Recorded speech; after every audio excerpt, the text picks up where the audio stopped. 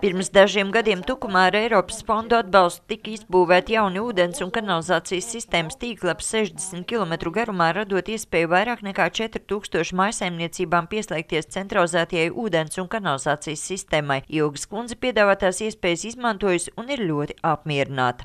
Kad man nebija, tad man bija jāmeklē tas, kas to izdarīja, jāiet tur pieteikt un jāraksta. Tomēr pašreiz no jaunajām pieslēguma vietām izmantota vien apmēram puse. Lai mudinātu iedzīvotājus izmantot jauniegumu, no 1. februāra palielināts asenizācijas izmaksas no līdzšinējiem 28,45 eiro par 6,5 kubikmetru mucu uz 52,11 eiro. Lielāko kāpumu kopējās izmaksās sastāda šķidro atkritumu utilizācija, kas ir apmēram 3 reizes dārgāka kā centralizētajā kanalizācijas savākšanā. Jāpiemina, ka šķidro atkritumu piesārņojums ir 13 reizes lielāks nekā tas, kas nāk par tīklu. Tātad attiecīgi, ja iziet no MK noteikumiem, tad patiesībā cena būtu jāpareizina ar 13, nevis ar 3, kā mēs šobrīd izdarījām.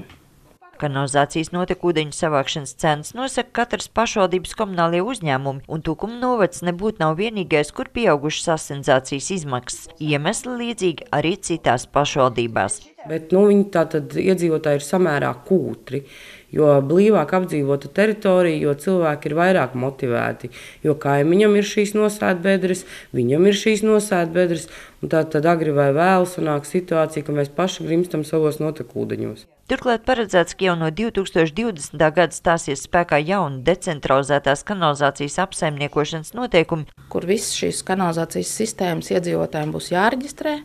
Viņas nedrīkstēs būt nehermētiskas, viņām nedrīkst būt noplūdes vidē.